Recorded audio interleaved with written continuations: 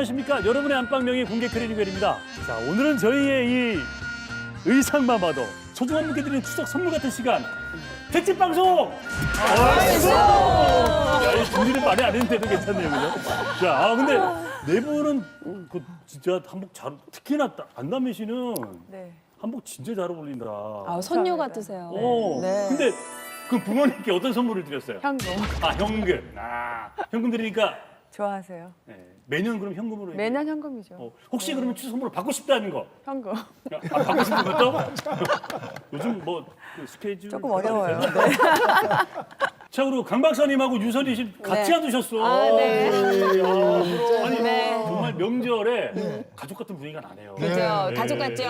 아빠하고 아버님, 아버님, 예, 식사 많이 하셨죠, 추석 때? 아, 왔느냐? 네, 아버님. 선물을 뭘 가져왔느냐? 네, 다행이에요. 부부로 안 엮여져서. 그렇게는 안 누가 봐도 안 그렇죠. 근데 아니 근데 이게 있을 것 같아요. 강 박사님은 선물을 이제 받으실 때죠. 거의 받아야 되죠. 받는 게 많잖아요, 하시는 네. 것보다는. 네. 저희 어머님께서 저한테 선물을 주십니다. 뭐라고요? 어머니. 어머니가 강 박사님께 선물. 그럼 강 박사님 뭘 주셨다고요? 어머님 저한테 예. 건강식품. 건강식품. 강 박사님 뭘 드셨는데? 뭘 드셨는데? 저는 어머니한테 우리 남해에서 난 네. 꼬들꼬들 잘 만난 멸치. 남해에서 죽방염. 냄새가 그거 고추장 찍어 먹어도 밥 한 공기 금방. 갈수 부족하시니까. 그러시니까. 좋은 거 해드렸네. 네. 선희 씨는 뭘 하시고 뭘 받으셨어요? 저는 사실 이번에 추석 때 그 제가 아들만 둘이잖아요. 네. 아 그래서 근데 추석 연휴에 뭔 일 있었어요? 왜 이렇게 피곤해 보이세요? 오늘 속눈썹 너무 긴 걸 했잖아요. 눈이 좀 깊어 보이죠. 한복을 입는다 그래서 또 메이크업 하신 언니가 너무 긴장하셨네. 아, 네. 손톱이 커서 그런지 네, 속눈썹 깊어 긴다고 보인가? 힘들어 보이세요. 지금. 너무 힘들었죠. 여자들은 또 연휴 때 힘든데 저는 좀 쉬어왔어요. 네, 근데 네. 저희 그 추석 때 신랑한테 그랬어요. 이번 추석 때는 제가 아들만 둘이라 딸을 선물을 그렇게 좀 하고 싶댔더니 신랑이 집을 안 들어오더라고요. 아니 근데 어디 간 거야 지금 추석. 아니 이제 내일이 마지막 날인데 도대체 어디서 헤매고 있어. 어디 휴게소야? 들어와. 딸 필요 없어. 나도 이제. 야, 제가 이제 선희 씨하고 방송을 제법 오래 했잖아요. 네. 제일 빵 터졌네요. 한 교수님 어서 오십시오. 예. 교수님은 선물 뭘 하셔야 되잖아. 예, 교수님. 좀 합리적으로 선물하는 게 좀 한편으로는 좀 마음의 부담이 적어진 것 같아요. 네네네. 옛날에는 선물하면 굉장히 좀 비싼 선물이라서 좀 부담스러웠는데 네. 올해 좀 추석은 조금은 주머니 사정이 좋아진 것 같습니다. 네네네 그렇죠. 그래도 이제 받을 땐 좋죠, 그죠? 그죠. 좀 비싼 게 사람 마음이란 게 할 때는 좀 부담스러울 때 그래요. 받을 땐 참 좋아. 맞아, 근데 너무 많은 거품을 빼야 되는 게 맞는 거고요. 자, 그래서 설문조사를 했는데 최고의 추석 선물의 1위는 당연히 현금? 현금이 부동의 1위고요. 그 뒤를 이어서 한우 세트, 홍삼, 건강식품 등등이 선물로 드는데 오늘 저희 공개 크리니웰이 추석 특집을 하죠. 여러분께 현금은 뭐 못 드리고요. 현금은 못 드리고 현금만한 제대로 된 건강 선물을 해드리고 아유, 그 좋아요. 건강 선물해 주실 세 분의 대표적인 명의를 모셨습니다. 한 분 한 분 소개를 해드리겠습니다. 큰 박수로 네. 얼수를 해주시길 네. 바랍니다. 먼저 고신대학교 보건병원의 최정순 교수님, 사임당 한의원의 정형민 원장님, 그리고 원영상외과 서정대 원장님 어서 오십시오. 아니 무슨 원장님들 종합 선물 세트 같아요. 다 시신랑 아니, 같은 네. 사실은 이 세 분만 이렇게 세트로 못 껴도 뭐 건강 관련해 가지고는 세 분 뭐 더 이상 없습니다. 맞아요. 정말로. 네. 예. 지난 추석에는 진짜 제가 지인이 태국에서 진짜 건강식품을 갖고 오셨는데 태국에서 뭐를? 근데 알고 봤더니 저만 열심히 먹었더니 그게 남자한테 좋은 정력제였더라고요. 근데 제가 그거를 또 이거 냈다 너무 좋은 거다 싶어서 이렇게 먹었는데 그러면 안 되죠. 뭐든 다 먹으면 안 되잖아요. 그러니까 남편이 나가서 안 들어오는 거예요. 생각을 해보세요. 자꾸 그걸 자꾸 드시니까 남편이 어떻게 해서 그걸 보고. 여보. 영어를 잘 읽어봐요. 영어를 네? 자세히 보고. 강 박사님 태국에서 공부를 해야 되잖아요. 태국어를 네. 했어요. 네. 그래서 면세품면 좀 돼 있을 건데 영어는. 너무 먹을 게 많은데 또 선물로 많은 영양제들 네. 같은 것들도 많이 있고 선물도 하고 받는데 우리가 제대로 알고 먹는지. 그죠. 그래서 저희가 준비를 했습니다. 꼭 필요한 영양제는 따로 있다. 면역력 잡는 비타민 요법 미니 특강으로 만나보겠습니다.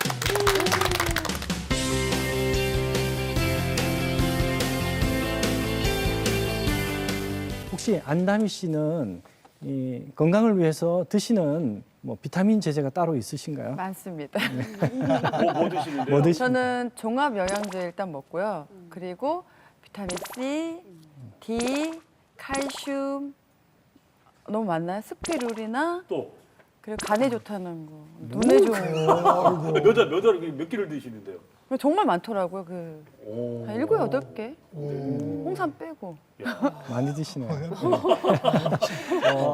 면역력을 올려주는 비타민과 미네랄에 대해서 이제 먼저 말씀을 드리겠습니다. 첫 번째 이제 면역력을 올려주는 가장 중요한 이 비타민 중에 하나가 이 비타민 C입니다. 비타민 C는 우리 신체에 직접적으로 작용을 해서 바이러스라든지 세균을 직접적으로 죽이는 작용을 합니다. 그리고 비타민 C는 다 아시다시피 강력한 이제 항산화 작용을 하기 때문에 항염증 작용으로서 기관지염이라든지 그다음에 이제 독감이라든지 이런 염증을 억제시켜주고 이제 증상을 완화시켜주는 그런 작용을 하게 됩니다. 그리고 또한 이제 콜라겐 합성을 촉진시킴으로써 피부 노화 방지에도 효과적입니다. 두 번째로는 이제 비타민 D입니다. 비타민 D는 비타민 C와 마찬가지로 직접적으로 우리 신체 면역력을 올려주는 역할을 하는데요. 특히 이제 최근에는 비타민 D가 암을 예방하는데 효과적이라는 그런 논문들이 많이 나오고 있습니다. 실제로 유방암이라든지 대장암 그리고 전립선암이 있는 이 환자들에게서 이제 비타민 D 검사를 해보니까 일반인들에 비해서 비타민 D가 결핍이 심각한 수준이라는 연구 결과도 나와 있습니다. 세 번째로는 이제 아연입니다. 아연은 우리 몸에 꼭 필요한 미네랄 중에 하나입니다. 이 아연이 우리 몸의 면역력과 아주 밀접한 관련이 있는데요. 특히 이제 갑상선이라든지 그 외에 이제 면역력을 높여주는 여러 가지 장기를 활성화시켜주는 그런 역할을 합니다. 그래서 우리 몸의 신진대사를 촉진시키고 이제 면역력도 증가시켜주는 작용을 하게 됩니다. 특히 최근에 이제 대상포진 환자들이 급격히 증가하고 있는데요. 이런 대상포진 환자에게서 병원에서 실제로 이제 혈액 검사를 해보면 일반인들에 비해서 아연 수치가 아주 낮는 것을 볼 수 있습니다. 이제 아연 결핍이 있는 경우가 많이 있다는 이야기이죠. 보통 현대인들이 너무 잘 먹기 때문에 영양 과다는 있지만 영양 결핍이 있을 수가 있느냐 이렇게 대부분 생각하시는 경우가 많습니다. 그런데 이렇게 생각하시는 분들이 병원에서 이제 혈액 검사를 해보면 의외로 이제 비타민이라든지 미네랄이 부족한 경우가 허다하죠. 그 이유는 세 가지로 나눌 수가 있는데요. 첫 번째는 과거에 비해서 현재로 올수록 토양 내에 있는 비타민과 미네랄들이 급격히 감소하고 있다는 사실입니다. 그 원인은 이제 토양 내에서 매년 이렇게 재배를 하다 보니까 거기 있는 토양에 있는 비타민과 미네랄들이 점점 줄어들 수밖에 없는 거죠. 또한 이제 하우스 재배들을 많이 하고 있기 때문에 햇빛을 직접 받지 않기 때문에 이런 비타민과 미네랄들을 합성하는 게 급격히 이제 줄어들고 있다는 사실입니다. 그다음에 이제 두 번째로 현대인들이 스트레스가 이제 증가하고 여러 가지 이제 자극적인 음식들을 많이 섭취하기 때문에 이런 염증이라든지 대장에 이제 문제가 있는 경우에 이런 비타민과 미네랄의 흡수율이 급격히 이제 떨어진다는 겁니다. 그렇기 때문에 이런 것들을 많이 섭취하고 있다고 생각하지만 실제로는 우리 몸에서 이제 이 비타민과 미네랄들이 결핍이 돼 있는 경우가 허다하다는 얘기입니다. 세 번째, 이제 내 몸에 이제 부족한 비타민과 미네랄들을 어떻게 확인할 수 있는가에 대해서 말씀을 드리겠습니다. 제일 좋은 방법은 직접 혈액 검사라든지 소변 검사 그리고 모발 검사를 통해서 내 몸에 부족한 것들이 어떤 것이 있는지를 직접 측정하는 방법이 가장 좋은 방법입니다. 추석 선물은 어떤 것들을 선물을 하는 게 가장 좋을까요? 먼저 이제 나이별로 어떤 것들을 선물하면 좋을지에 대해서 말씀을 드리겠습니다. 첫 번째 이제 60대 이상의 이제 연령이 있으신 분들에게서는 기억력 저하라든지 근육 피로감들이 종종 오게 됩니다. 이런 치매 예방이라든지 뇌 기능 개선에는 비타민 E라든지 오메가3 그리고 비타민 B 복합제가 도움이 될 수가 있습니다.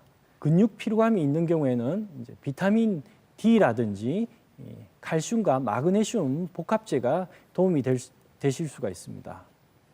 두 번째로 이제 40, 50대의 연령층에서는 활동량이 많고 스트레스가 많기 때문에 신진대사가 떨어진다든지 그다음에 면역력도 떨어지는 경우가 많이 있습니다. 스트레스를 완화시킨다든지 면역력을 증강시키기 위해서는 비타민 C와 아연 그리고 마그네슘 제제가 도움이 되실 수가 있습니다. 이러한 비타민과 미네랄 제제들은 효과를 나타내려면 적어도 한 달 이상은 꾸준히 드셔야지만이 만족스러운 효과를 나타낼 수가 있습니다. 결론적으로 우리 몸에 필요한 비타민과 미네랄들이 무엇인지를 이런 검사를 통해서 정확하게 확인을 하고 복용을 하시는 게 가장 좋은 방법이지만 어르신들에게 이제 추석 선물로 이제 비타민과 미네랄 제제를 선물을 할 경우에는 선물을 하시는 분의 연령에 맞게 그리고 그분의 어떤 증상들을 보고 선물을 하시는 게 도움이 되실 수가 있습니다. 네.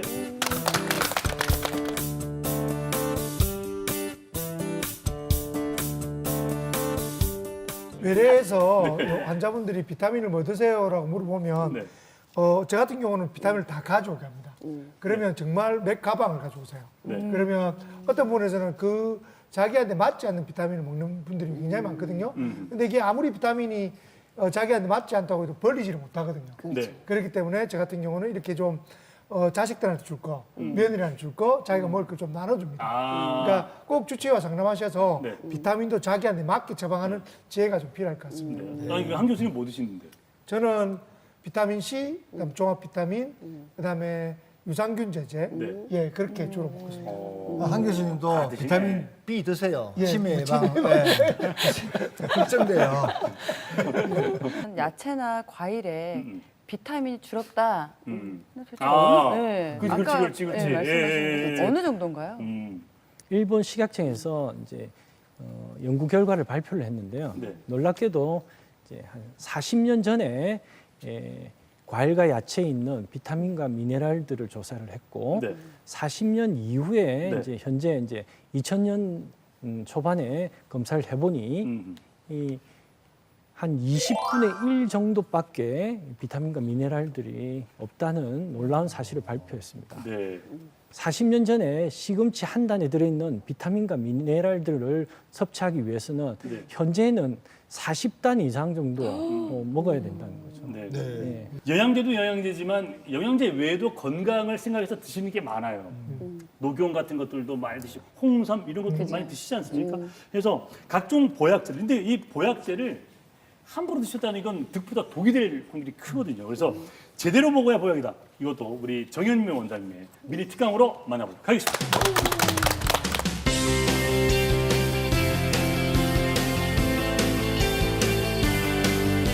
유 선생님은 그럼 추석에 부모님께 어떤 뭐 건강식품이나 이런 거 선물하신 게 있으신가요? 그죠. 뭐 부모님들한테 녹용, 아. 그죠. 홍삼, 예. 추석뿐만 아니라 아. 예, 저 뭐 생일날이라든지 아. 요럴 때 해드려요. 왜냐면 그러면은, 예. 선생님 왜냐면요. 예, 예. 그냥 보통 때는 괜찮은데 꼭 경로당 갔다 오시면 그렇게도 전화가 와요. 얘야, 내가 꼭 그렇게 필요해서 그런 게 아니고 누구 집 아들이 오늘 택배로 홍삼이 날라왔는데 그래서 예 어머니 홍삼 드시고 싶으세요? 아니 꼭 그게 아니고 부채 드려야죠. 아, 예, 그러시구나. 근데 효과를 또 보시더라고요. 그러셨어요? 예. 근데 이제 소위 말해서 이제 홍삼이나 녹용이라든지 요즘에는 뭐 다른 건강 보조식품이라든지 아니면 한약재들도 많이 이제 꼭 한의원을 안 가시더라도 홈쇼핑이라든가 아니면 인터넷을 통해서 구매가 많이들 가능하시더라고요. 그래서 좀 이렇게 쉽게 접근할 수 있으면서 효과를 보시는 분도 되게 많으신데 반면에는 되려 그거로 인해서 부작용을 이제 받는 분들도 되게 많이 계시더라고요. 그래서 저희 한의원에 오셔서 이제 상담을 하시는 분들 많이 계시는데요. 그래서 요즘 분들은 또 의학 정보들을 워낙 많이 알다 보니까 그거로 인해서 본인의 건강을 잘 챙기시는 반면에 또 반대급부적으로는 너무 많은 거를 알고 그다음에 자기 의미대로 막 드시다 보다가 또 문제가 생기는 그런 경우들이 많이 발생하고 있습니다. 그 뭐 다들 한 번씩 보셨겠지만 한 예로 예전에 허준이라는 드라마에서 허준 선생님께서 뭐 눈이 차서 아니 몸이 차가지고 눈이 안 좋은 환자에게 부자라는 약간 독성이 강한 약제긴 한데 그 약을 이제 처방해 주신 경우가 있었습니다. 뭐 처음에는 몸이 따뜻해지니까 눈이 환해지고 좋아지지만 그 사람 같은 경우에 이 약을 어떻게 계속 먹어야 될지 잘 알지를 못하기 때문에 계속 먹게 되죠. 먹게 돼가지고 그 독성으로 해서 눈이 멀어버리는 예. 그런 경우에 케이스를 보더라도 약이라는 거는 어떻게 보면 밥과는 다르기 때문에 계속 먹어서는 안 되는 것이고요. 어느 정도 적정 수준이 지나면 다른 약으로 교체를 하거나 아니면은 적당한 약으로 바꿔줄 수 있는 지혜가 필요한데요. 그런 부분들은 솔직히 일반인들의 하기에는 좀 어렵기 때문에 그 한의원에 가셔서 전문가의 도움을 받아보시는 게 꼭 좋을 것 같습니다. 네. 보약은 말 그대로 이제 몸의 기운을 보하는 약을 말합니다. 그래서 크게 한 4가지 정도로 나눌 수가 있는데요. 이제 기를 보하는 보기약과 혈을 보하는 보혈약, 그 다음에 양을 보하는 보양약, 음을 보하는 보음약 이렇게 4가지로 나눌 수가 있습니다. 그래서 보기약의 대표적인 약재는 여러분 잘 아시는 인삼이나 홍삼이고요. 그 다음에 보혈약의 대표적인 약재는 당귀나 청군. 그리고 보양약의 대표적인 약재는 이제 녹용이죠. 아까 말씀하셨듯이 녹용이고 보음제의 대표적인 약재는 천문동이나 맹문동 이런 약재들이 있습니다. 뭐 약재가 수없이 많지만 대표적인 약재를 일단 말씀을 드린 거고요. 과거에 뭐 밥 못 먹던 시절에만 이 보약 했지 뭐 요즘 같은 시절에 무슨 보약이 필요하겠나 생각을 하실 텐데 우리가 사람은 체질이 또 있고 그다음에 사람마다 생활 습관이 다르기 때문에 본인 스스로 써먹는 기관들도 한정이 되어 있습니다. 예를 들어서 운동선수 같은 경우에는 운동을 통해서 근력 쪽을 많이 소모를 하고 뭐 저 같은 경우에는 앉아서 어떻게 보면 머리만 좀 쓰다 보니까 그쪽으로 또 영양소들이 부족해지는 경우들이 있고요. 그럼 거기에 따라서 맞는 보약을 드셔야 제대로 된 효과를 보실 수가 있는 거죠. 네. 자, 기본적인 약재에 대해서 설명을 조금 더 들어보도록 하겠습니다. 요즘에는 뭐 마트라든지 아니면 시장에 가셔도 한약재나 이런 것들 많이 보시잖아요. 그럼 거기서 이제 십전대보탕이 이런 약재가 들어가는데 다 인터넷에서 검색이 가능하시니까 그럼 난 이걸 지어 먹어야겠다라고 해서 드시는 분들 의외로 많으시더라고요. 네. 예. 그래서 근데 그런 분들이 조금 실수하실 수 있는 부분도 있고 또 궁금해하시는 분들이 그러면은 여기서 사는 약재랑 한의원에서 사는 약재가 어떤 차이가 있을까? 맞아. 누구나 좀 궁금증이 맞아요. 들 수가 네. 있잖아요. 근데 옛날에는 한의원에서도 산지에서 막 바로 받아가지고 약을 쓰고 했었습니다. 근데 요즘에는 뭐 어느 식품이든 간에 원산지라든지 이런 것들이 문제가 되고 또 나중에 부작용이 발생했을 때 어느 부분에서 부작용이 나타나는지를 체크하기가 용이하지가 않기 때문에 요즘 한의원 같은 경우에는 식품의약 안정처에서 통과된 그 약재상을 통한 한약재만을 사용하고 있습니다. 그래서 만약에 문제가 생기더라도 어디에 문제가 됐는지를 확실하게 알 수가 있으니까 그런 것들은 좀 걱정을 안 하실 필요가 있을 것 같고요. 네. 자, 그리고 아까 유선님도 네. 녹용이나 이 홍삼을 홍삼? 선택하는 데 있어서 뭐 주위 분에서 먹고 좋았더라 이렇게 그죠. 선택을 하셨다고 그랬는데 솔직히 기운 없다고 하신 분들 많지 않습니까? 어떤 사람은 근데 아침에 일어나기가 힘들다 하시는 분도 계시고 또 어떤 사람은 나는 아침엔 괜찮은데 오후나 저녁만 되면 나는 축축 처진다 하시는 분도 계시거든요. 그래서 그거에 따라서 솔직히 한의학에서는 약을 쓰는 게 완전히 달라집니다. 예. 그래서 아침에는 자동차로 얘기하면 시동이 잘 안 걸리는 사람들이거든요. 그런 사람들은 이제 기운이 부족한 거기 때문에 보기하는 대표적인 아까 인삼이나 홍삼 같은 걸 드시면은 아주 효과가 좋으시고요. 그리고 저녁만 되면 축축 처진다 하시는 분들은 이제 혈이 부족하신 분들이기 때문에 보혈하는 약재를 드셔서 뭐 당귀, 청궁 등을 이용해서 만든 약을 드시면은 훨씬 더 도움이 되시는데 만약에 아침에 일어나기 힘드신 분들이 보혈하는 약을 먹는다. 그러면 되려 몸이 더 무거워지고 아침에는 더 힘들어집니다. 예. 이럴 경우에는 되려 이제 문제가 생기게 되는 거죠. 그래서 한약 같은 경우에도 본인의 체질에 따라서 챙겨 드시는 것이 중요하다는 것 꼭 한번 말씀드리고 싶습니다. 그리고 이어서 자, 요즘에 가장 많이 드시는 대표적인 보약 홍삼이잖아요. 홍삼. 예.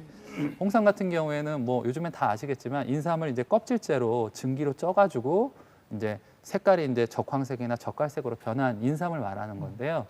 그러니까 효과적인 것들이 뭐가 있냐면 생삼 같은 경우에는 약간의 독소들이 좀 있는 경우들이 있습니다. 그래서 이제 증기로 찌면서 그런 독소들이 좀 제거가 되고요.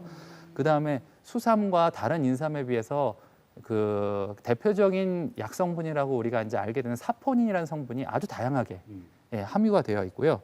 그다음에 면역 기능이나 체질 개선에도 도움이 되고 뭐 식약처에서도 면역력 강화라든가 피로 해소, 혈액 순환 개선으로 인정받은 아주 대표적인 보약이죠.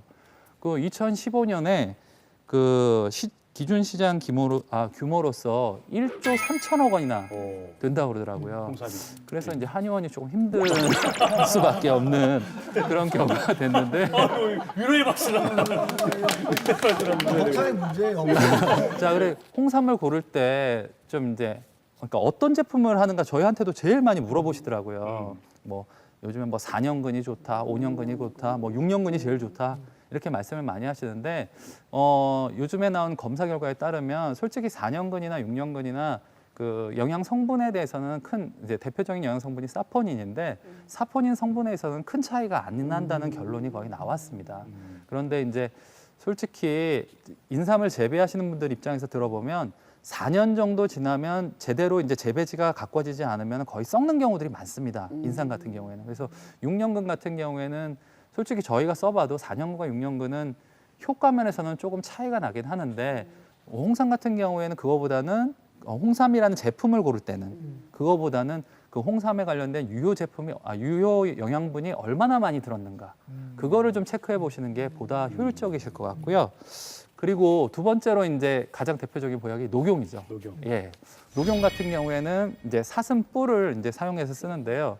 자, 여기 아까 비타민도 말씀하셨지만 비타민은 이제 양리학적으로 분석해서 이 성분이 어떤 효과를 나타낸다 이런 식으로 얘기하지만 옛날에는 이제 옛날 우리 선조들은 그렇게 할 수가 없었지 않습니까? 그래서 약재를 쓸 때 어떤 식으로 썼냐면 기미 이론에 의해서 썼습니다. 그러니까 기라는 건 뭐냐면 예전에 두보의 시에도 있는데 뭐 정쟁터가 이렇게 사라진 자리에는 뭐 가시나무만 무성하더라. 그러니까 전쟁터의 그 매서운 창칼들이 지나간 기운에는 뭐 가시나무만 나온다듯이 이 사슴뿔이 되게 독창적입니다. 독창적인 게 어떤 거냐면 1년 주기로 완전하게 생장 발육이 됩니다. 그러니까 잘라내도 1년 지나면 똑같이 자라는 거죠. 예. 거기에다가 또 뭐가 있냐면 뿔이 자라난 동물 중에 유일하게 혈액이 뿔을 뚫고 들어갑니다. 예. 그런 생장력을 보고 예전에 선조들이 그럼 이게 생장 발육에 도움이 되지 않겠느냐 아니면 몸이 처져 있는 사람들이 먹으면 기운이 나지 않겠느냐 하고 이제 쓴 거죠. 근데 써봤더니 역시나 그런 쪽에 효과가 있었고 그러니까 소아들이 말이 늦거나 아니면 이제 걸음걸이가 뭐 이 시기 되면 걸어야 되는데 걷지 못하는 아이들 있지 않습니까? 그런 아이들을 녹용을 넣고 처방을 해보면 그런데 도움이 되게 많이 되거든요. 요즘 들어서는 이런 성분 분석들을 할 수가 있으니까 성분 분석을 해보니까 역시나 성장 발육 효소 인자라든지 아니면 자양 강장의 인자들이 있구나 하는 것들을 역으로 과학적으로 증명해 준 논문들이 많이 발표되고 있습니다. 그리고 녹용은 대표적인 보양제이기 때문에 그 음이허하고 양이 이렇게 많으신 분들한테는 솔직히 좀 주의를 하셔야 되거든요. 그래서 녹용을 단미만으로 그러니까 녹용만 달여가지고 드시는 것들은 조금 주의하실 필요가 있습니다. 그러니까 아까도 뭐 인삼이랑 어느 정도 겹치는 부분도 있는데 열이 많다든지 되게 마르면서 열이 많으신 분들은 녹용을 좀 피하셔야 된다는 점 꼭 알아두시길 바랍니다. 홍삼과 녹용뿐만 아니라 각광받고 있는 이제 약들이 있는데요. 대표적인 약들이 이제 경옥고를 들 수가 있습니다. 이제 경옥고 같은 경우에는 인삼, 복령, 그다음에 생지황, 꿀, 이 네 가지로 만들어집니다. 네 가지로 만들어지는데 되게 단순하거든요. 단순한데도 불구하고 우리 동의보감, 허준 선생의 동의보감에 보면 제일 처음에 나오는 처방이 경옥고입니다. 그리고 옛 이야기에 따르면 허준 선생님께서도 그 평생의 후원자였던 유이춘 선생님에게 이 경호고를 선물을 계속 하셨다는 그런 얘기가 들려오기도 합니다. 그리고 뭐 하나 더 말씀드리자면 쿠빌라이 칸이 옛날에 이제 경호고를 그렇게 많이 좋아했다고 그러더라고요. 그리고 이 경호고 같은 경우에는 일반적인 탕약과는 다르게 탕약 같은 경우에는 한 3시간 정도 다리는데 이 경호고 같은 경우에는 24시간 계속 물을 부면서 다려주거든요. 그러면 24시간 동안 그 효과가 계속 우러나오기 때문에 나중에는 엿처럼 이제 고가 되는 거죠. 그래서 일반 탕약처럼 마시는 게 아니라 이제 떠서 스푼으로 떠서 이제 뜨거운 물에 풀어 드시거나 아니면 한 스푼씩 그냥 입으로 드셔도 되고요. 요즘에는 복용하시기 편하도록 환약으로 이렇게 만들어지는 경우들도 많이 있습니다. 자, 그래서 경호고도 요즘에 뭐 건강보조식품 그런 데 보시면 뭐 여기 좋고 저기 좋고 많이들 말씀하시거든요. 근데 경호고는 딱 좋으신 분들이 있습니다. 어떤 분이시냐면 연세 많은 노인분들이 우리가 고목도 보면 피부 이제 고목 껍질이 딱딱해지지 않습니까? 그러니까 나이가 들면 들수록 피부 쪽으로 수분의 대사가 잘 안 되면서 피부가 거칠어지고 건조해지거든요. 그걸로 인해서 뭐 피부에 이제 노화들도 시작되고 모발 탈락도 되고 그런 분들이 있는 경우에는 그리고 거기에다가 이제 마른 기침을 많이 하시거나 좀 마르신 분들한테는 아주 좋은 약입니다. 예, 그래서 부모님들 중에 되게 마르시고 그 다음에 피부 건조증이라든지 아니면 마른 기침, 옛날에 뭐 폐결핵 환자분들 생각하시면 폐결핵 환자분들한테 경호고가 참 좋거든요. 그런 걸 생각하시면 좀 이해하시기가 편하실 거라고 생각이 들고요. 자, 그리고 요즘에 각광받는 저도 뭐 피곤할 때 자주 먹는 약인데요. 공진단입니다. 자, 황제의 보약이라고 그러고 뭐 보약 중에 보약이라고 그러고 약재 구성이 녹용이랑 당귀, 산수유 그리고 사양을 주재료로 하는데요. 여기서 가장 효과를 발휘하는 부분이 바로 사양입니다. 근데 이제 사양 같은 경우에는 사양루루에 그 향낭에서 채취한 거를 사용을 하는데요. 이 사양루루가 멸종 위기종입니다. 그래서 멸종 위기종 야생 동식물을 그 보호하기 위한 협약에 따라서 거래가 제한이 되어 있습니다. 그래서 이 사양 같은 경우에는 유통하기도 되게 쉽지 않고 되게 고가의 거래가 되고 있기 때문에 공진단을 드시는 분들이 꼭 아셔야 되실 것들은 이 사양이 정상적인 통로를 통해서 제대로 쓰였는지 그거를 꼭 확인해 보시길 권해드리고 싶고요. 요즘에는 사양 대신에 목향을 사용해서 공진단을 솔직히 만드는 경우들도 되게 많습니다. 근데 목향 공진단 같은 경우에는 아무래도 일반 공진단에 비해서는 효과가 떨어지는 것은 사실이니까요. 자, 공진단의 가장 큰 특징은 일단은 먹자마자 즉각적으로 효과를 볼 수가 있다는 점입니다. 그래서 뭐 이제 수험생분들 바로 시험 쳐야 되기 전전날이라든지 이럴 때 드시면 효과 보실 수 있고 운동선수분들이라든지 아니면은 간 기능 저하로 만성 피로나 어지럼증이 일으키거나 아니면은 이제 큰 수술을 하셨다거나 큰 병을 앓고 난 다음이라든가 이럴 때 드시면은 가장 효율적이실 것 같습니다. 자, 그 다음으로 말씀드리고 싶은 거는 이 여성분들의 보약인데요. 여성 생애 전체 중에서 한 번의 보약을 드셔야 된다면 언제라고 저는 추천을 드리냐면 갱년기라고 추천을 드리고 싶습니다. 왜냐하면 아까도 말씀드렸지만 여성의 그 생애 동안 계속 변화가 많은 시기인데 갱년기가 지나고 나면 그 이후로는 변화가 되지가 않거든요. 거의 이제 고착화된다고 보시면 됩니다. 그래서 갱년기 때 잘 못 넘기시게 되면 그 이후에 노년의 건강이 아주 문제가 되는 경우들이 많이 있습니다. 그러니까 갱년기 때 대표적인 질환이 뭐 상열감이 있다든지 땀이 많이 나거나 우울증이 온다든지 아니면 식욕 조절이 안 돼서 살이 엄청나게 찌시거나 관절이나 허리 디스크 이런 거로 고생하시는 분들이 되게 많으시거든요. 그런데 이때 건강 관리를 잘 해주시면 노년에 건강에 있어서 그런 기준이 되는 부분이기 때문에 꼭 이런 쪽으로는 검사를 하시고 제대로 된 건강 관리를 해주셨으면 좋겠고요. 증상이 되게 심할 때는 호르몬제를 복용하시는 길을 저도 권해드립니다. 왜냐하면 몸에 호르몬이 부족해서 나타나는 증상들이 워낙 많으시다 보니까요. 그런데 이제 증상이 미약한 경우에는 어차피 자연적으로 호르몬이 부족해지는 시기이기 때문에 이런 경우에는 억지로 호르몬을 투입하기보다는 이런 부분 시기를 잘 넘길 수 있도록 몸에 맞는 약을 처방을 받으셔가지고 잘 넘기고 그 다음에 그 후에 노년의 삶을 대비할 수 있는 보약을 드시기를 조금 더 추천드리고 싶습니다. 그 보약 같은 경우에도 요즘에 여러 가지로 구매를 가능하시다는 거 앞서도 말씀을 드렸는데 경옥고 같은 경우 경옥고나 공진단 그다음에 홍삼 같은 경우에는 앞서 말씀드렸듯이 홍삼 같은 경우에는 너무 이렇게 몸이 마르거나 열이 많은 분들은 좀 주의해서 드시는 게 좋고 우리가 사상 체질 검사상 소음인이시다라고 진단받으신 분들은 홍삼을 드셔서 크게 문제가 되지 않습니다. 그런 분들에는 아주 효과적이시고요. 그다음에 경옥고 같은 경우에는 되게 마르시고 피부 건조하고 기침을 장기침을 내가 자주 한다 이러신 분들 같은 경우에는 경옥고를 꼭 추천드리고 싶으시니까요. 그런 부분 참조하셔서 올바른 보약 복용하시길 바랍니다. 감사합니다. 네. 감사합니다.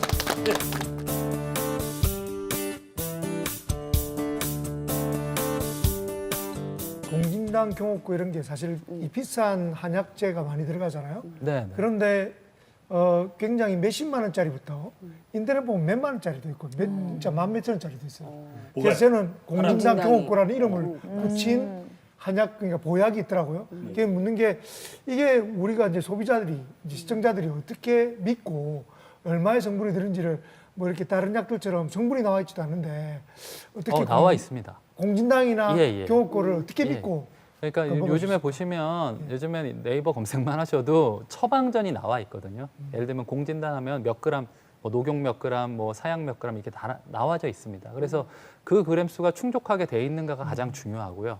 두 번째는 아까도 말씀드렸지만 사양의 원산지가 어디인지, 녹용의 원산지가 어디인지 그거를 가장 잘 보셔야 됩니다. 물론 그리고 이제 믿을 수 있는 뭐 어차피 이제 제약사를 통해서 드시는 거니까 그런 믿을 수 있는 제약사에서 그런 성분들이 충족되어 있다면 효과는 뭐 그렇게 의심하지 않으셔도 되실 것 같습니다. 그 소정대 원장님 혹시 경옥고 공진당 얘기 들어보셨어요? 예, 지금 제가 머리가 아프고 기침이 생겨가지고 왜냐면 소정대 원장님이 미국에서 오래 계셨거든요. 그러니까. 미국에서 수업도 많이 하시고 많이 그 근무도 하시고 하셨는데 네. 한약 혹시 챙겨 드셔보신 적 그러니까 있어요? 지금 저도 어떻게 해야 될지 잘 모르겠는데 네. 항상 오후가 되면 쉽게 지쳐요 제가. 아. 네, 그래서 오후에 시체 지키는 거는 아까 이게 공진당 이런 거 먹으면 될 것 같은데 네네. 올해부터는 아침에도 6시면 항상 일어나서 일을 했는데 이제 그게 안 되거든요. 잘. 올해부터? 이럴 때는 어떡하죠? 아침에도 피곤하고 저녁에도 그러니까 피곤하고. 이제 사장체제상이 소양인에 가까우신 것 같은데 그러면 음혈이 되게 부족하기가 쉽거든요. 그래서 오후 되면 이제 쉬 피로되는 게 맞습니다. 근데 죄송한 말씀이지만 이제 나이가 들면 네. 음혈만 부족해지는 게 아니라 이제 기도 부족해지거든요. 그러면 이제 기혈이 같이 부족해지다 보니까 오전 오후가 이제 다 피곤해지게 되는 거죠. 예, 그래서 이제 그럴 때는 보기 보혈하는 약을 이제 같이 써야 되는 경우가 이런 케이스가 되는 겁니다. 와, 근데 희한한 게 제가 정확하게 진단을 했네요. 제가 그 말씀 드리려고 그랬거든요. 소 원장님 나이를 생각하시는 말씀을 드렸는데 그러니까 이게 1년 1년이 다른 거잖아요. 그러니까요. 예. 아, 근데 이거 하나 궁금합니다. 오신 김에. 지금 명절에 막 기름진 음식 많이 엄청 먹고 먹었죠. 지금 이 시간 되면 내가 왜 먹고 싶다 그러면서 계속 드시고 계신 분이 계세요. 네, 네. 이럴 때 좀 왜 한방차 같은 거. 어, 또 내일이면 또 연휴 끝나고 하는데 네. 그죠. 마무리할 수 있는 개운한 이런 거 거. 없을까? 네. 추천 좀 해주세요. 그러니까 뭐 요맘때는 좀 아니지만 이제 겨울 되면 귤을 많이들 드시잖아요. 네. 그러니까 귤을 솔직히 뭐 요즘에 농약 많이 친다 막 하긴 하지만 껍질만 잘 닦으셨다가 아까도 그 유기농이든 뭐든 상관없다고 말씀하셨는데 네. 껍질만 잘 닦으셨다가 그 껍질 버리지 마시고요. 네. 좀 말려 놓으셨다가 그거를 이제 말려서 차로 드시면 되게 좋거든요. 귤. 귤 껍질. 네. 그거를 이제 한의학에서는 귤피차라고 그러기도 하고 네. 이제 그게 오래되면 진피라고 약재로 쓰이는 것들입니다. 그게 뭐냐면은 소화 기능들의 기의 순환을 좋게 만들어주고 위장의 기운을 편안하게 해주는 되게 좋은 차가 될 수가 있거든요. 네. 그 다음에 뭐 다들 잘 알고 계시는 생강차. 생강차. 이 두 가지를 가장 추천드리고 싶습니다. 귤피와 생강차. 생강차. 아, 좋습니다. 제가 또 하나 명절 때 제가 칼로리 조금 줄일 수 있는 방법을 말씀을 드리면요. 네. 우리가 명절 때 먹는 음식 대부분이 사실은 굉장히 기름진 음식들이잖아요. 보통 칼로리가 평소에 먹는 음식의 2~3배가 넘습니다. 네. 그래서 제일 좋은 저는 명절 음식 중에 하나가 바로 나물이에요. 나물. 네. 나물을 비비면 된다. 오늘 이제 명절이 얼마 남지 않았으니까 나물 많이 남았지 않습니까? 네. 이걸 비벼서 드시고 네. 그다음에 산적이나 튀긴 음식들을 다시 데워서 먹을 때 후라이팬이나 전자레인지를 쓰지 마시고 오븐이나 전자레인지 할 때도 기름을 뺄 수 있는 걸 받쳐서 하시면 최소한 기름을 좀 떨어뜨려서 적게 칼로리를 드실 수 있을 것 같습니다. 고객 크리웨 오늘 제가 추석 특집으로 마련했습니다. 자, 처음에 이제 저희가 비타민 강의도 비타민 밥쌓기 들었고 정유민 원장님께 또 우리가 보약제, 건강식품 어떤 걸 챙겨 드셔야 되는지 잘 체크했는데 사실 제일 문제는 우리 어머님 아버님들 이 방송 보고 계실 텐데 제일 걱정이 머리 건강이에요. 아까 강 박사님이 꼭 비타민 B하고 E 챙기실 때 치매 얘기하셨잖아요. 치매뿐만 아니라 뇌졸중 얼마나 많은 위험이 도사리고 있습니다. 그래서 우리 이 강의 꼭 챙겨 들으셔야 됩니다, 여러분. 부모님 머릿속부터 살펴드릴 미니 특강을 준비했습니다.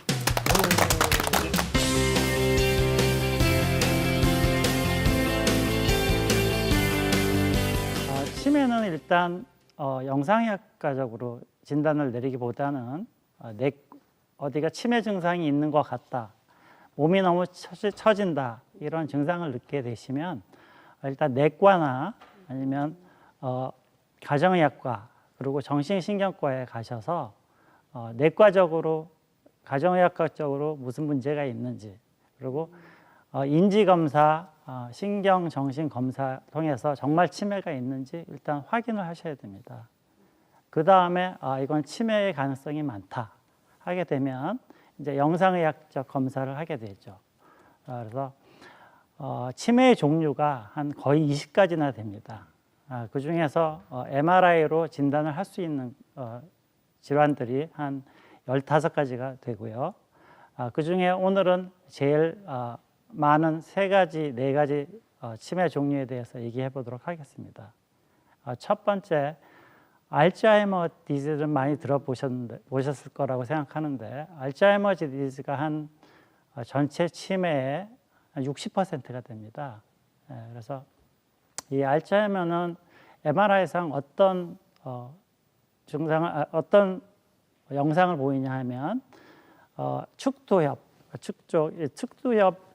안쪽에 보면 해마처럼 생기는 쬐끄만 기관이 있는데 거기서부터 알츠하이머가 시작됩니다. 그래서 그쪽에 세포 자체가 많이 손상을 받아서 용적 자체가 줄어들게 됩니다. 그래서 항상 이 증거에 의한 의학을 미국에서는 하기 때문에 이 사람들이 0, 1, 2, 3, 4 이렇게 4등급으로 그 세포가 줄어드는 정도를 나누었습니다. 그래서 75세까지는 2 정도가 되면 문제가 되는 거고요. 75세 이상이면은 3등급 이상이 되면은 문제가 돼요. 그러니까 얼마나 용적이 줄어드느냐 거기에 따라서 등급을 나누는 겁니다. 그거는 영상의학과 의사들이 봐서 해야 될 거고 거기까지 하시고요. 그 다음에 두 번째로 많은 게 루이 바디 디지즈라고 해서 루이체 병 이렇게 그 영역을 한약을 해야 되겠죠. 근데 이 병은 많이 알려지지 않았는데 사실 미국에서는 2번째로 더 많다고 얘기하고 있습니다. 그러면 이거는 이 병의 특징은 제일 특징적인 거는 2가지인데, 하나는 갑자기 안 보이던 게 앞에 보이게 되고, 그리고 파킨슨병이라고 들어보실 텐데 걷는 게 이렇게 이런 식으로 걷다든지 눈이 이렇게 뚫어지게 쳐다본다든지 이런 증상을 같이 보이게 돼요. 그래서 이거는 MRI로는 진단하기가 어렵고 펫이란 검사, 그러니까 해기학 검사를 하게 돼 있습니다. 그래서 그게 일치가 되면 이제 진단이 되는 거고요. 3번째로 많은 거는 혈관성 치매죠. 그래서 혈관성 치매는 쉽게 얘기해서 말초혈관이 막힌다든지 아니면 큰 혈관 하나가 막혀서 뇌에 상처가 많이 나서 세포가 죽고 해서 생기는 게 혈관성 치매입니다. 그래서 이 혈관성 치매도 MRI로 등급을 나눠요. 그래서 0, 1, 2, 3 등급으로 나눠서 2등급 이상이 되면 이제 치매가 걸 확률이 있다. 그래서 22등급 정도가 됐으면 그러면 다 생기느냐? 그럼 그건 아니고 2등급 환자들 중에 한 20%에서 5사람 중에 1사람이 혈관성 치매를 걸릴 확률이 굉장히 많아진다 이렇게 얘기하고 있어요. 이런 MRI나 펫이나 이런 진단 빨리 찾아내는 게 일단 우선인데 그 빨리 찾아내려고 왜 노력을 하냐면 옛날에는 치료 방법이 별로 없었어요. 그런데 요즘은 이제 치료 방법이 생기다 보니까 조기에 발견을 해가지고 빨리 치료를 하자 해서 이런 적극적인 영상 검사를 하게 되었습니다. 두 번째로 오늘 말씀드릴 거는 뇌졸중인데 뇌졸중도 크게 두 가지로 나눌 수 있겠죠. 그래서 첫 번째는 뇌혈관이 막히는 거, 두 번째는 뇌혈관이 터지는 거. 그래서 뇌혈관이 막히나 터지나 이런 것들은 여러 가지 유발 인자가 있겠지만 제일 중요한 것 중에 하나가 가족력. 제가 오늘 말씀드릴 중에 하나가 이건데 집안에 어머니, 아버님, 형제, 할머니, 할아버지께서 무슨 병에 걸려서 돌아가셨다 아니면 큰 문제가 생겼었다 하시면 무조건 그 병은 조심하셔야 돼요. 예? 그래서 그 뇌졸중이 있으셨다 그러면은 무조건 45세 이상이 되면 일단 MRI나 아니면 혈관 검사를 받아보시는 게 좋겠어요. 그래서 저는 개인적으로 진료를 어떻게 하냐면 50이 넘으신 분들은 무조건 한 번쯤은 머리 MRI랑 머리 혈관 검사를 동시에 한번 같이 해보자 해요. 그게 증상이 있건 없건. 그리고 증상이 있는 사람은 물론 이제 어려도 한번 해보기를 권하고 나머지는 본인 판단에, 그러니까 본인 철학에 맡겨요. 그러니까 진료비 드는 게 아깝고 맛있는 거 드시고 싶으면 맛있는 거 드시는 거고 진료비가 안 아까우면 이제 검사를 해보시는 거고 그런 거죠. 그러면은 이제 혈관이 막히는 거는 또 어떻게 MRI 영상으로 진단을 하냐? MRA라고 하죠. 혈관을 보는 거는. 그거는 이제 아주 세분화에 대해서 얘기하면 25% 혈관이 막혔냐, 50% 막혔냐, 아니면 70% 이상이 막혔냐, 아니면 완전히 막혔냐 이렇게 나눕니다. 그 이유는 그 정도에 따라서 치료 방법이 다 틀려서 그래요. 그래서 70% 이하로 막혔으면 약으로 치료를 하든지 아니면 생활 습관 변화와 먹는 거를 바꿔서 좋은 거를 먹고 운동을 열심히 하고 해서 그냥 그걸로 끝내도 되는 거고 필요하다면 약을 같이 먹는 거고 그리고 70% 이상 막혔을 때는 그 막힌 부분이 얼마나 기냐에 따라서 치료 방법이 또 틀려져요. 그래서 좀 제가 딱딱하게 얘기할지 몰라도 정확한 진단을 영상으로 해서 치료 방법을 맞춤형 치료 방법을 찾는 게 최선의 진료가 아닌가 생각합니다. 그리고 또 마지막으로 그 혈관이 터지는 거 그거는 왜 터지냐면 그냥 바로 혈관이 터지지는 않아요. 다치지 않는 한. 근데 선천적으로 아니면은 염증성 질환, 그리고 몸 관리를 잘못해서 혈관벽이 약해지면 혈관벽이 약해진다고 바로 터지는 건 아니에요.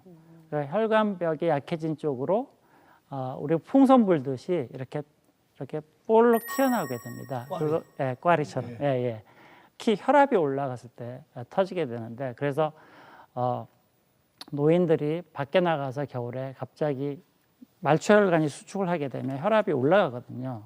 그러면 추울 때는 그러니까 혈액이 어디로 많이 가냐면은 이 신장이나 심장이나 아니면 뇌 쪽에 이렇게 중요한 기관으로 많이 가고 바깥쪽에 있는 쪽은 혈류가 잘 안 가게 됩니다. 그러니까 뇌혈류가 갑자기 확 올라가니까 그 약해진 부분으로 터져버리게 돼요.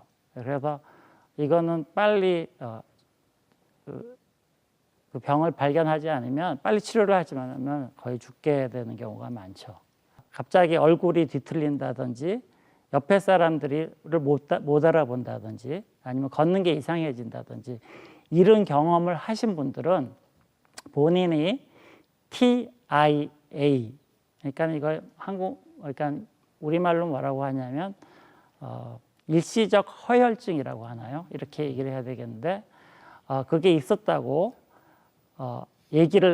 기억을 해두고 만약에 낮에나 밤이나 그런 증상이 일어나면 바로 옆에 분들이 그 환자분을 모시고 병원에 가서 응급실에 바로 가셔서 저번에 TIA가 있었다 얘기하면 인턴 선생님들이랑 레지던트 선생님들이 어찌할지 모를 경우가 많거든요. 그럴 때 TIA가 있었다면 빨리 치료를 진행이 됩니다. 그러니까 지금 기억해 주세요. TIA가 있었다고. 어쨌거나 정확한 진단을 하지 않으면 어떤 치료를 해야 될지 알 수 없기 때문에 항상 진단을 하는데 치료를 하고 보약을 먹고 하는 데는 아껴 쓰시기도 하지만 선뜻 쓰시는데 그 진단을 하는 데는 그 진료비를 잘 안 쓰시려고 해요. 그러니까 정확한 진단을 하고 치료를 하는 게 굉장히 중요하다고 다시 한번 강조드리고 싶고요. 그저께도 이런 환자, 워낙 그런 환자가 많은데 그저께도 이런 환자가 있었습니다. 그러니까 한 몇 년 동안 엑스레이 찍고 계속 무릎에 주사 맞고 그러니까 스테로이드 주사를 많이 맞으니까 얼굴은 붓고 살은 찌고 막 이렇게 돼가지고 그러니까 엑스레이 보니까 별게 없었어요. 없었다 그러더라고요. 근데 얼마 전에 또 CT도 찍고 그리고 또 주사 맞고 약 먹고 이렇게 계속은 아프기는 계속 아프고 그래서 오셔서 무조건 찍어보자고 해서 MRI를 찍었는데 벌써 어떻게 치료 방법이 없어요. 그래서 인공치환 수술을 하는 그런 방법뿐이 없더라고요. 그래서 50년 전에 진료하시는 방법으로 진료받지 마시고 이제 현대의학으로 진료를 받아서 빨리 발견하고 빨리 치료해서 빨리 정상 생활을 찾을 수 있게 이럴 수 있게 좀 그 의료에 대한 철학을 바꿔보시기를 부탁드립니다. 예, 잘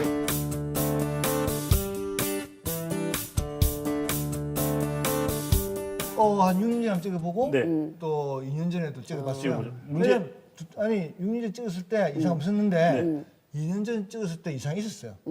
네, 있어가지고 조그마한 게 있었어요. 네. 뇌 경색. 그래가지고요. 아무 증세 없었어요. 예, 그래서? 근데 그게 열공이라 그러더라고요. 예. 네. 근데도 이제 예방을 하는 거죠. 네. 그리고 또 우리 아버님께서도 부정맥이 있어가지고 네. 부정맥이 있으니까 아무래도 혈전이가 생기잖아요. 그래서 다발성 아주 작은 뇌경색이 와가지고 결국 좀 치매 좀 있으셨거든요. 그래서 가족님 말씀하시기에 저도 굉장히 조심하고 기억력이 떨어져서 비타민 B를 열심히 먹고 있습니다. 이제 50대가 되면 네. 뇌 MRI를 꼭 찍어봐야 되는 이유가 있습니다. 특히 이제 술을 좋아하시는 분들은 젊었을 때부터 술을 좋아하시게 되면 50대가 되면 알코올성 치매에 걸릴 확률이 높습니다. 특히 이제 알코올성 치매는 초기에는 증상이 단기 기억력 장애 외에는 특별한 증상이 없습니다. 네. 그렇지만 이제 뇌 MRI를 찍어보면 뇌 위축이 의미 있게 이 위축이 와 있는 걸 볼 수 있습니다. 그래서 이 50대 이상이 됐고 단기 기억력 장애가 있으면서 술을 좋아하신다 하면 반드시 뇌 MRI를 찍어 보시는 게 도움이 될 수 있습니다. 최 교수님, 빨리 찍어보세요. 찍어봤어요? 아 예, 찍어봤어요? 찍어봤습니다. 위 크기 어쨌든 내 크기가 아주 정상입니다. 자, 오늘 세 분 나오셔가지고 정말 추석에 이 명절에 정말 좋은 얘기 많이 해주셨습니다. 이 방송을 보신 여러분들이 오늘 주셨던 많은 덕담들을 행동만 하시면 공약 클리닉이 없어도 되는데 그잖아요. 예. 그래도 그러지 않기 때문에 현실을 잘하기 때문에 저희는 다음 주도 더 열심히 잘 만들어서 여러분 찾아뵙도록 하겠습니다. 여러분 고맙습니다.